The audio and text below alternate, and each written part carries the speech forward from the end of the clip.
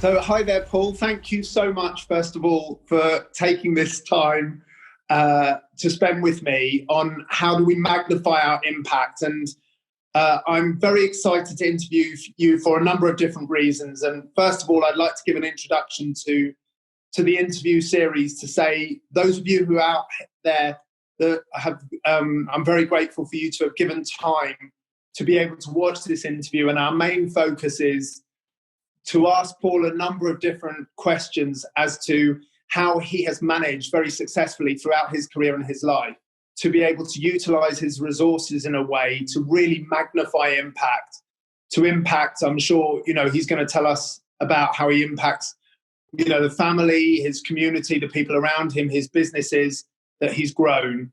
And I think it's going to be a fascinating look at how, an entrepreneur of Paul's stature can take the start of something, the seed of something, the vision of something, and turn it into something that really has major impact, not just from a local, regional perspective, but from a global perspective. So, Paul, welcome. Thank you so much for joining us again. And I think before we get into the questions, what would be really powerful, because it's obviously a huge journey you've been on in your life and in your business. So if you can give us just a couple of minutes first off of the potted history as to where you've been and where you are now. Thank you very much. I'm delighted to be on this series. I think it's going to be a fascinating series of different perspectives you'll get about magnifying impact. So thank you. So I'm Paul Lindley. I guess normally I say, well, I'm the founder of Ella's Kitchen, the biggest baby food company in the UK, and that's where I cut my entrepreneurial teeth, I guess. But before that, I grew up in Zambia. I started my working life as a chartered accountant with KPMG. Was there 5 years, then moved to Nickelodeon, moved from the financial controller all the way through to the general manager over 10 years. Learned about marketing and branding and broader business than the finance side of it. And then had my idea for Ella's Kitchen, which I thought I would regret if I didn't see through, even if it failed. And set off on that journey, which lasted best part of 12, 13, 14 years. So grew to the biggest baby food company in the UK. I sold the business. I remained as chairman for a while, but now I try and use entrepreneurship in many different areas beyond for-profit business. So I chair a social enterprise called Toastale, fantastic craft beer. I chair a human rights organization called Robert F. Kennedy Human Rights. I am on the board of Sesame Street in America, brilliant business, non-for-profit business. I chair for the Mayor of London a child obesity task force in London, and I founded a charity called The Key Is E. So I'm a busy person. You certainly are, and as you were describing that and talking to us about your background, and I find this in a number of different people who've become successful is, you say it as if it's, just run of the mill what you've achieved. And, you speak in a way that you chair this and you chair that, and you've grown an enormous business, and you're now pouring, even though you wouldn't have to, you're now pouring a huge amount of your energy into helping so many people around the world. And so I wanted to really highlight where this all came from, because I suppose as adults, we're programmed to look at the present so often and the future. But talking about your past, if you were to look, and I love this question, is when you were a kid, when you were like very young, and I suppose most children that have the opportunity to be healthy have dreams and aspirations. And, I'm not sure, but some people say to me that it starts in earnest when we're 6, 7, 8 years old, and we start to realize our opportunity to be able to dream and to set goals for our lives. So when you were young, what did you most dream about? If you look at even a global perspective, what did you want to create and what did you want to achieve when you were a kid? Well, I think you've hit the nail on the head. If you show me a 7-year-old, I'll show you the adult. I think we are formed, the person we become is formed in those first few years of our life. I'll talk maybe a little bit later about a book I wrote on my experience around that that's done very well. But So when I grew up in Zambia at a time in the 70s and 80s where that part of the world was at the forefront of some global events. There was South Africa, apartheid South Africa, there were colonial powers around it, there was Rhodesia. So racism and freedom fighters and inequality was sort of something that I was very aware of, even in my sort of middle-class upbringing, I guess, in Zambia. And I guess the two things that I have brought into adulthood from that 7-year-old me, the core to who I think I am, is I think we should have a world that is kinder. And I think young children, that is hugely important for children, kindness. And it's not in the top 5 for most adults as what they think is important in life. I wish the world was kinder. And some of my work is trying to work out a way that we can get that community and that humanity back into more of our institutions and the more of our day-to-day lives. And the other thing that I, as a child, was always persistent at was curiosity. And I think the world should not accept the status quo that we've been given as that's the way things are always going to be. As a child, I already said that I now am honoured to chair this human rights organisation for Kennedy. Now, he was one of my heroes as a child, has been throughout my life. And one quote that he used to say in his last campaign for president all the time, which was actually an Alfred Lord Tennyson quote, which I think sums all of this up. And he said, some men see things as they are and ask why. I dream things that never were and ask why not. And so if we had more people just challenging what we're told is the way to do it, the only way to do it, we should be able to dream and see those dreams through, that there may be other ways to do anything in the world, and we should have more people giving that a go. That was really clear to me. There's a lot of clarity in that. And it's interesting because I know that you have dedicated a part of your current work and your current time to educating us about how to think and be creative as a child. And kindness and curiosity and creativity and that childlike energy. And I guess I've said to a number of people over the last couple of months that I've been lucky enough when I've run my little workshops is I think in a crisis, when we're experiencing this pandemic of coronavirus, it's so important when we have this time to bring up our childlike energy and play and give ourselves time to be able to be joyful in a lot of things. You've obviously carried that childlike energy, even though you've had lots of serious times and seen lots of stuff in the world. Do you think that childlike energy has been a massive part in the success of your business? So I guess my next question is, what do you feel has made you so successful? What are the 3 things that have made you really successful in your career? What you see here on the screen now with these lines, this grey hair, it is not me. Inside of me, there's this little boy still, this little 7-year-old boy that is saying, I want to dream things that never were and ask why not.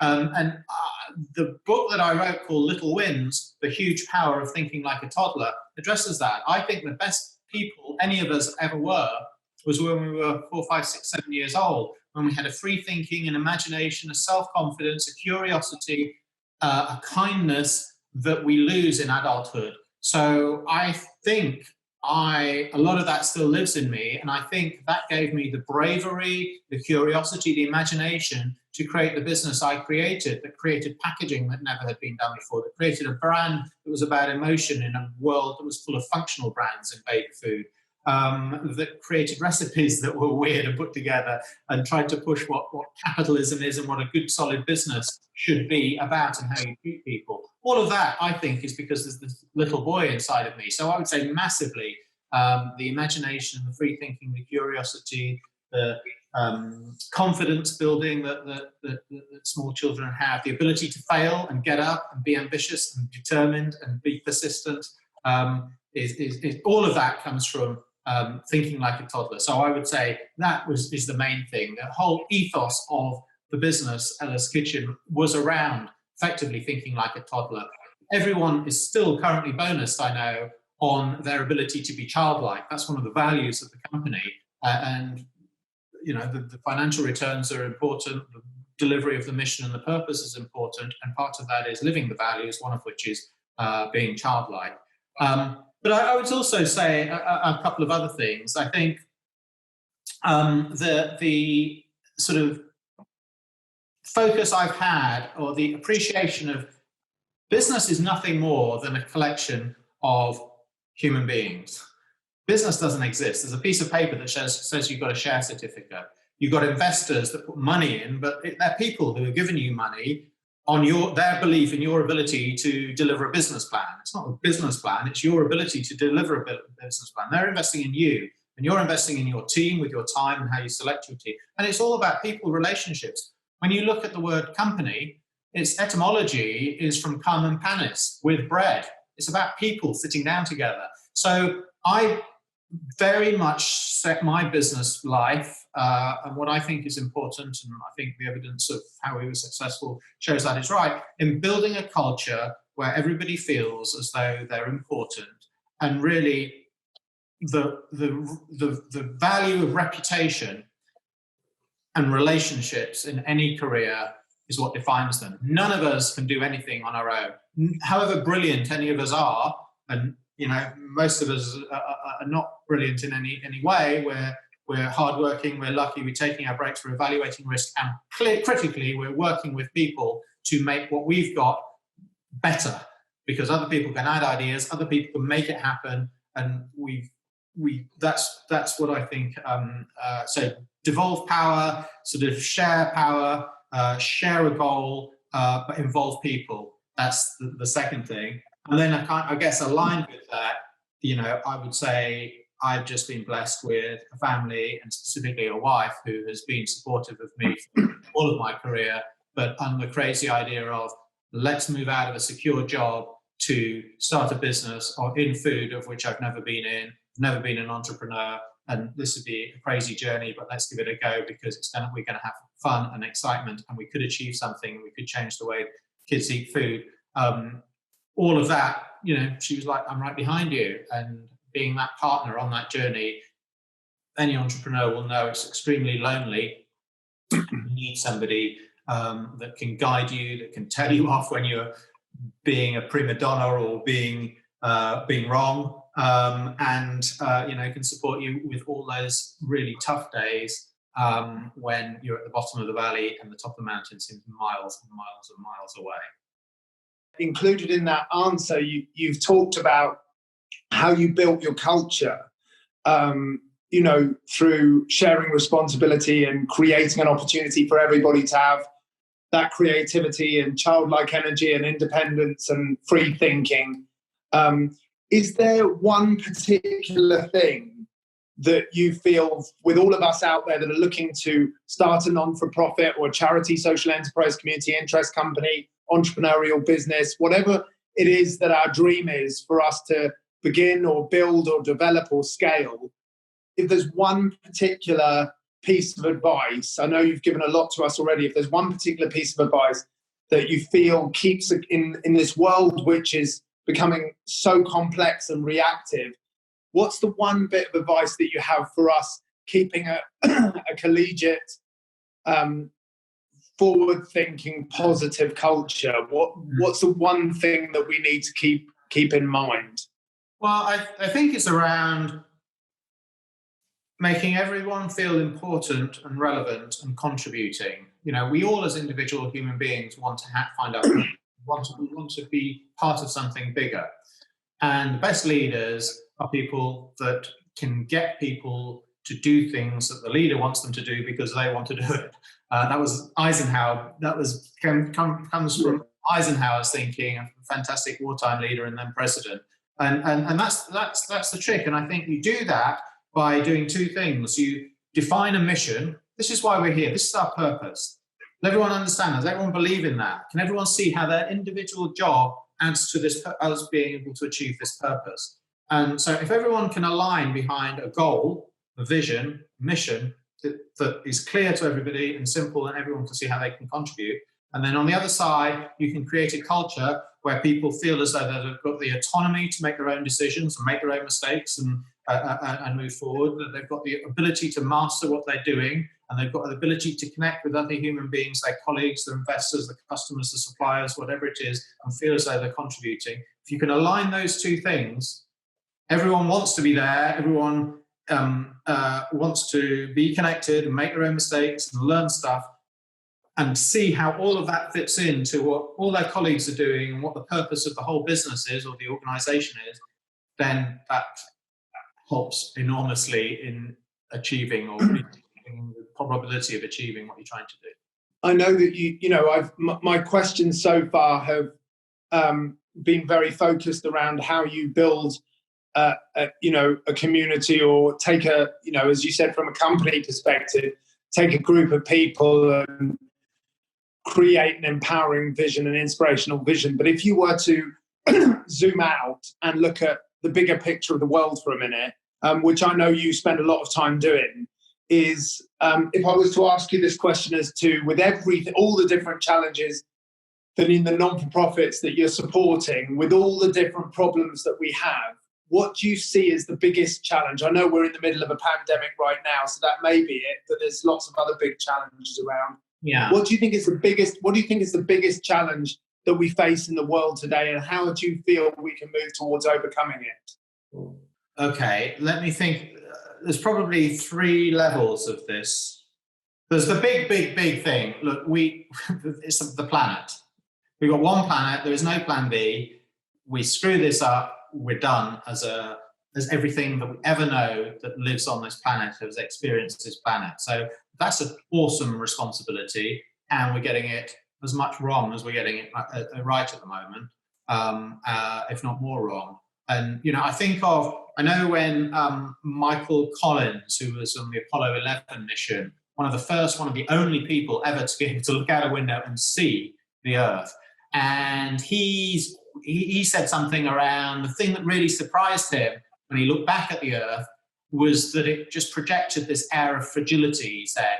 And he had this feeling of it's tiny and it's shiny and it's beautiful and it's home and it's fragile and it's all we know. And it's just hanging there in this vastness of nothing else.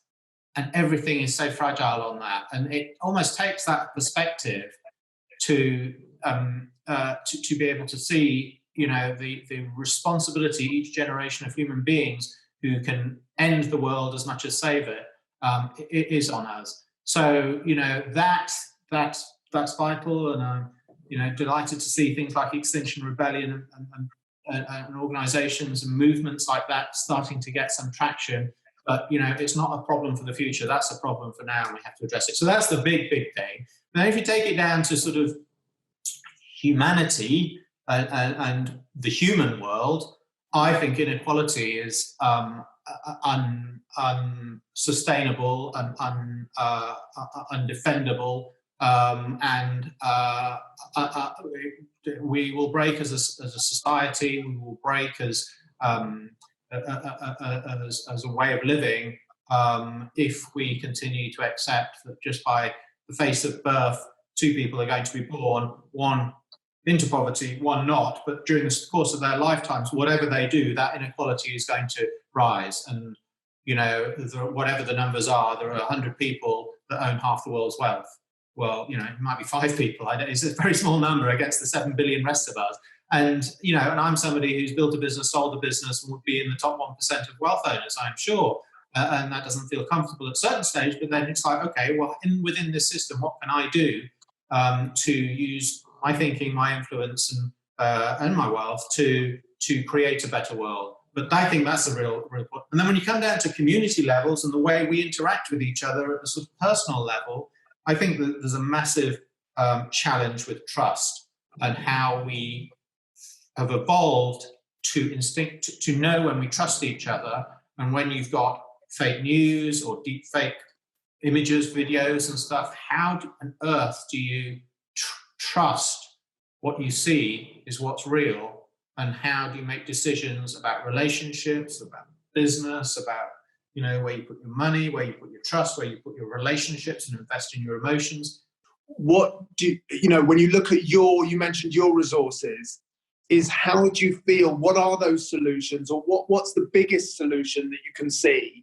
If we take you, for example, how, when you look at everything you're doing, how are you leveraging your resources to make that change? What's the solution?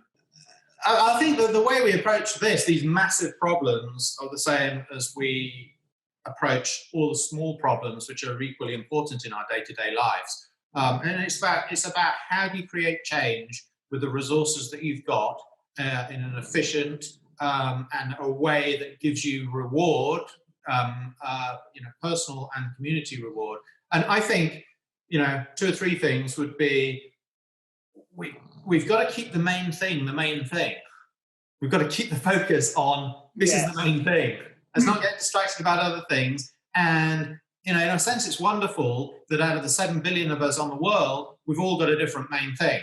Now we can collaborate and align with each other to make us focus on those things, but we don't want all to solve the same one problem, and like every other problem just gets bigger and bigger.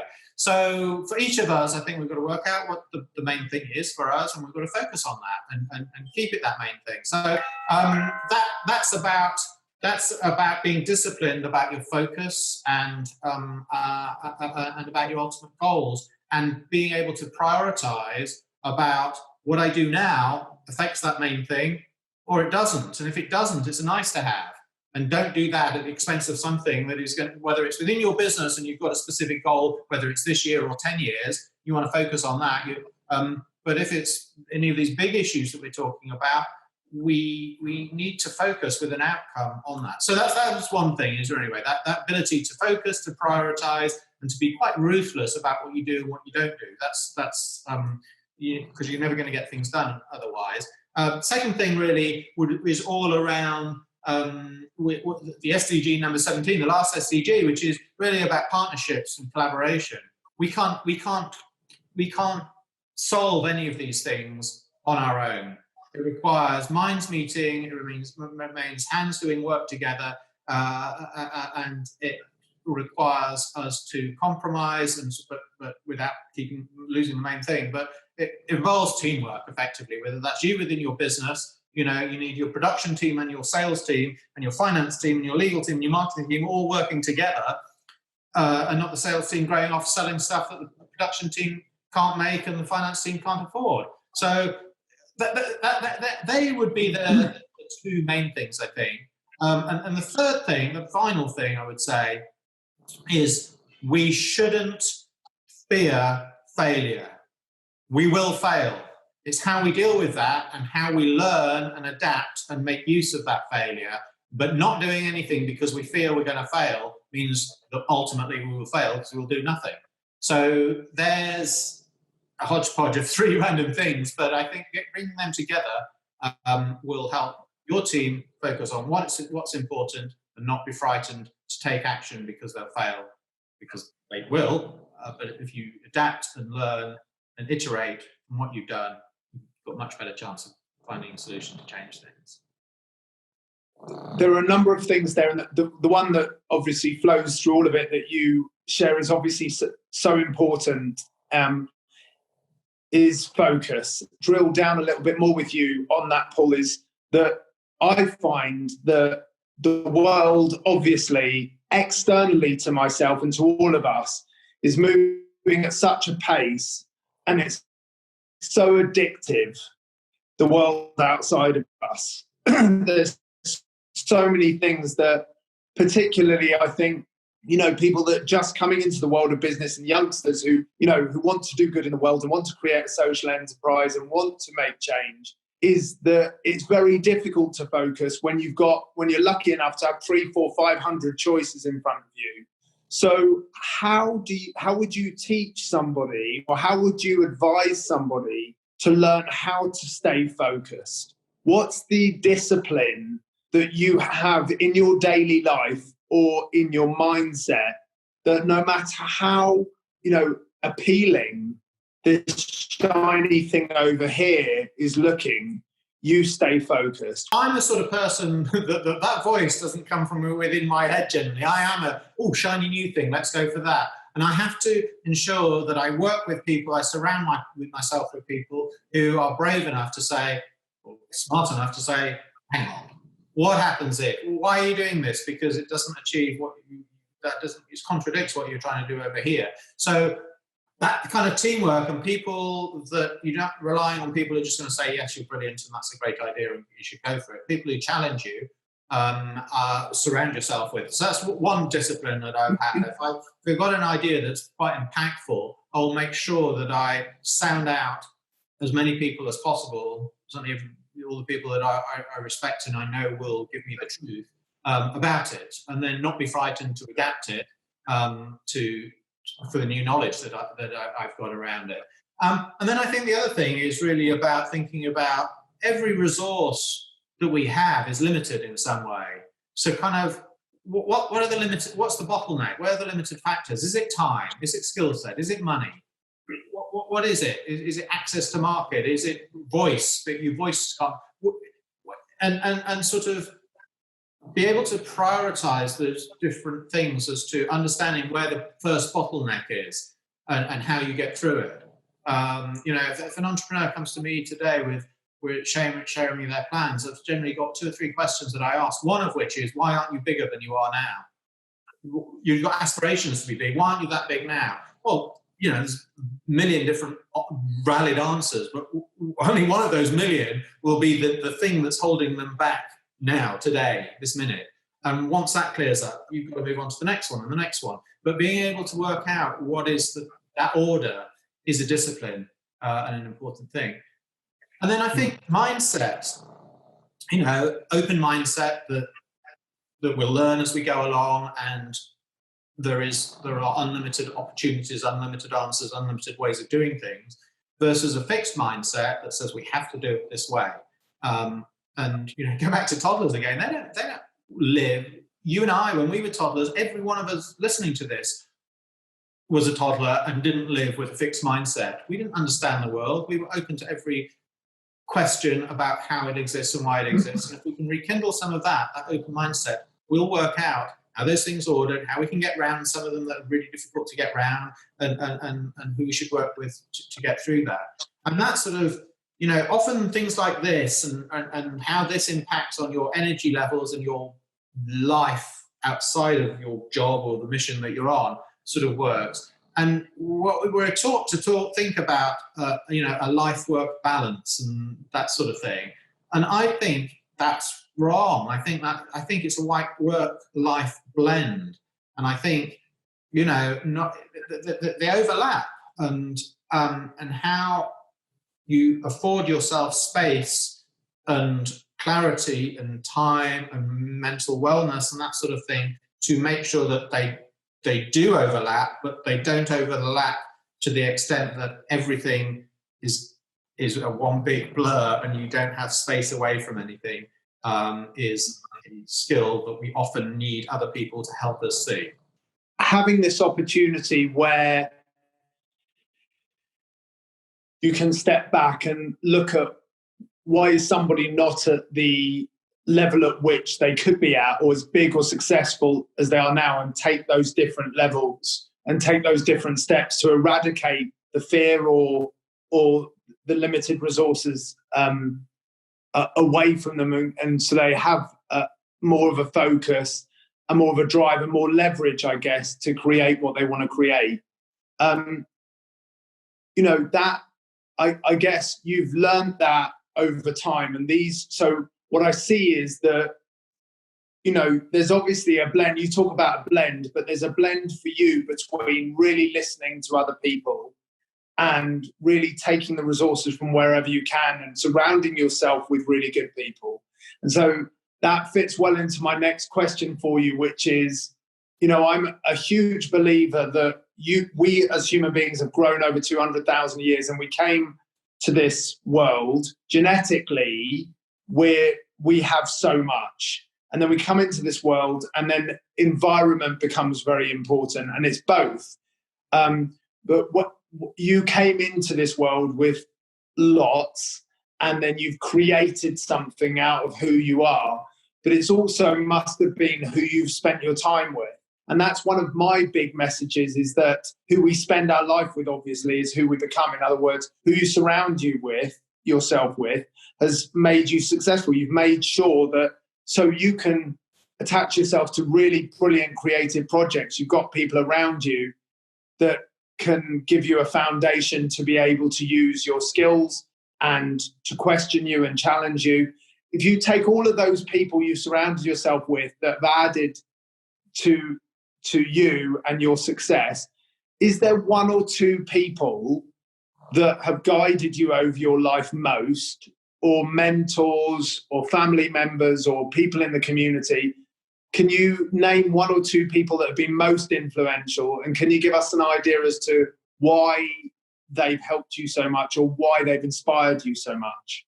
Well, I think I've already sort of alluded to my wife. We've been married, we've been together for 30 years. So, we've been, straight through from teenagers through to now, really, as life partners. And that, means standing up to each other and seeing each other to truths as well as what we want to hear, but supportive of each other and challenging of each other through that time. So, I'm blessed with that. I also have been blessed with two children, and I named both I've started two businesses, Paddy's Bathroom and Ella's Kitchen, and named both of them after my two children. So they're critical to why I get out of bed every day.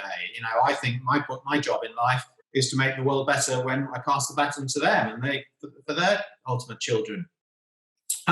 So, that seeing my children grow and then sort of realizing that I've got a toddler inside of me, sort of validates myself. But then sort of, mentors are interesting. A lot of people say, should I have a mentor? And I've got this mentor. And kind of mentorship works only when both parties, when the mentor, when it works both ways. Yes. I'm a huge believer, the older I get, what motivates people?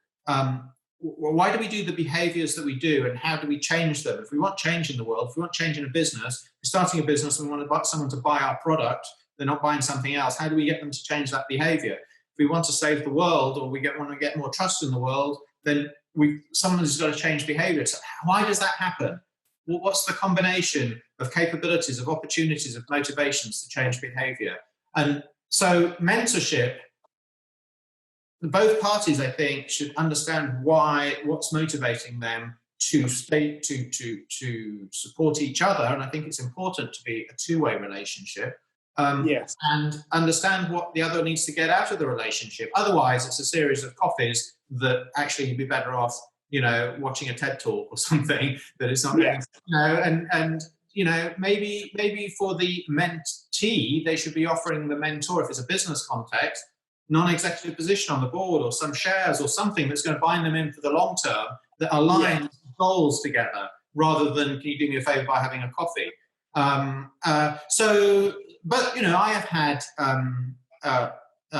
mentors throughout my life, people that I have known who have been sort of further along their careers than me, and I've looked and seen, something in of me, or of them in me, or something that have helped me along the way. I can think of two specifically. My managing director when I was at Nickelodeon, a fantastic woman who effectively saw that I was interested in and had opportunity to contribute outside of finance more. So I went in as the chartered accountant, as the finance director, and she moved outside to be a more generalist and a marketeer effectively. And then who I work with still now, 25 years later, the chief executive of Sesame Workshop, the makers of Sesame Street. Fantastic person I've learnt off all my life, because he used to be way up on my board when I was at Nickelodeon. He's on my board now, I sit on his board, but he is just somebody I've learnt through from all my life as a human being. Fantastic. And then people I don't know, Robert Kennedy, I've already alluded to many times. He hugely inspires me. Still more than 50 years after he passed away. So, I think we take little things from different people. I look back. There's a very short quote by Abraham Lincoln, and he once said something to the extent of, "Whatever you are, be a good one." And so we've got to find what we want to do, and then put our energy into do it, and that involves loads of people supporting us to do it. I believe that there's a build-up of key points in our lives. You know, they don't just happen. There's a series of events, obviously, that lead us towards a success or a learning or a failure or a growth phase. Or there's a number of different things, some of which we're conscious of and some of which we're not. But if you could name one or two key things that you've created or that have happened to you in life. I know you've mentioned absolutely is being with your wife and having your kids. And for people who are also out there who are wanting to start really making change in the world, or who are at a very senior level, in fact, who are wrestling, say, for example, with this pandemic. I've talked to so many people in the last couple of months and things were going along very, very well indeed. And then, you know, they're a month down the line and they're staring down a very different reality. So what do you think are the one or two key things that have happened to you that have created what you've created? You've created your success. And what are the two biggest lessons, if you like, that you've taken into difficult situations? Okay. I'll probably blend those two answers together because I think they overlap a lot. So, and one of them was literally yesterday, and I'm still thinking through this, but it validates something that was a direct answer to one of your questions there, but like how I've thought about things. And it was an article in the paper only yesterday that the heart of it was that success doesn't come from intelligence. Success comes from action. And it was much better worded than that. But what it really meant was, you can be the most intelligent person in the world. Actually, if you wait for things to happen to you, they're not going to happen. You've just got to get out there. You've got to start something. You put one foot forward. You don't know when you start a business whether it's going to work or not. In fact, if you look at the statistics, 90-something% of them aren't going to work. So you'd never do it. But you've got to find that out. And you've got to make an action. You've got to make a phone call. You've got to ask for some money. You've got to ask for an opinion. You've got to be prepared to be told you're wrong. All of those things, you just got to start. So that's the first thing. I could have easily not started Ella's Kitchen. I knew nothing about the food industry. You know, I'd not been an entrepreneur before. I was getting into something that Nestle and Danone and big companies dominated at.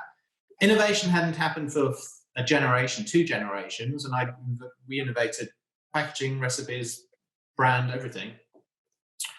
And we wouldn't have known whether it worked or not unless we said, okay, written my letter in of resignation. Right, sit down and buy myself a mobile phone and a computer, and I'm going to do this. So the first thing is act.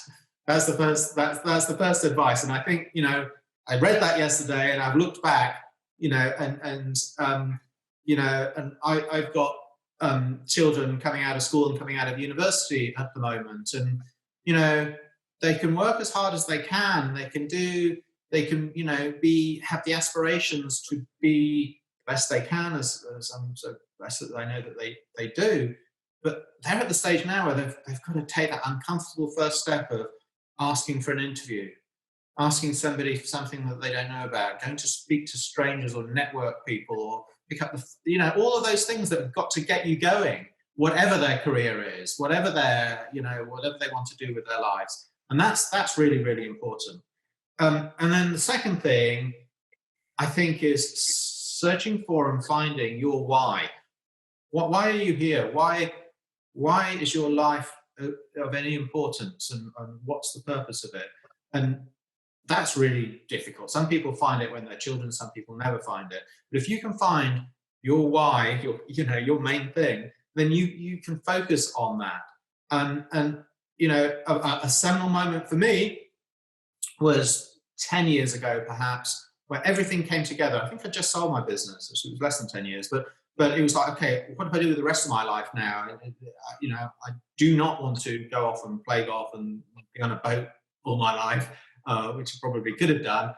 You know, work is important, contribution's important, giving back's important, sense of achievement's important. Why are those things important to me? And it really came together with my family. My father was looking into family sort of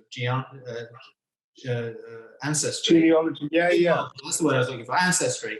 And we found the marriage certificate of my great-great-grandparents, his grandparents, which was basically 100 years before I was born, early 1860s. And, you know, it's very interesting from a family. His name was this, and then they were labourers on a farm, 26 years old, the two of them. And then you look to the bottom of it, and they signed their marriage certificate with X's because neither of them could write, neither of them were literate. And this is in kind of Victorian Britain, of which I kind of certainly assumed pretty much everyone could write their own name at least. And three generations before me couldn't. And I've seen pictures of their children and their children's children, and my father and my brother and my son, and we've all kind of, the men look similar. And so I put myself in their position. How much of their life was not fulfilled of what they could achieve purely because they were never afforded the basic human right of an education, of being able to write their name? How many jobs didn't they find because they couldn't read a newspaper where there was a job advert? How many forms couldn't they fill in if they filled in forms in the 1860s to be able to get, you know, the basic state help or, you know, directions or anything in life? And how many currently people today are in that position where they have the intelligence, they would be prepared to go and start things, but they don't have the connections, they don't understand, you know, that their worth is diminished in this world through no fault of their own. And that puts so much in place for me. I just happen to be the first of my family's generation to have gone to university, certainly the first to have started a business, certainly the first to have been able to sell a business. And what responsibilities does that give on me now, given I know I'm connected as much with my great-great-grandfather and mother, and why not with all the people at that stage who couldn't read or write, and those people today that can't read or write? I'm just part of this continuum of human beings that is here and can contribute. So that really focused me, and you know, set in my mind, well, my mission, the purpose of me is to do all I can to make this world richer in opportunity, in kindness, and in ideas. And that's what I set out to do with the different things that I do. Thank you so much for that, Paul, because and I know that this is clearly, listening to you and speaking to you previously to this a number of times, is what strikes me so much is the discipline of your values that you've just spoken so eloquently about, is that you have to be guided by understanding your responsibility of where you've come from, and also taking into account the magnificence of a child energy. And I guess for me, obviously, these are my words, is taking the foundations of all of that you've learned through your life and having the discipline of focus through the values that are important rather than just wonder. In other words, you have to act. At some point, you've just got to act, and you've got to act with that childlike energy and trust yourself and find the answers of purpose within you by asking a lot of people, taking advice, and surrounding yourself with the right people. So I just wanted to summarize that, because I hope that's okay. That's what I've gleaned from talking to you the last 45 minutes.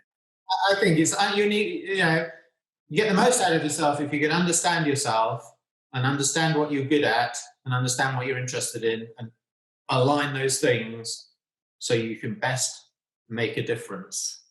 And that's I think we all are driven to make a difference. I might be wrong with that, but you know, and in all of that, you've just got to be human being and humble and grateful, and you know that any one of us is no better than the other, and the ones that can make a difference, do affect change, are ones that, you know, are prepared to take risks and prepared to bring people with them and prepared to inspire, or so lucky enough to inspire people to take them with you.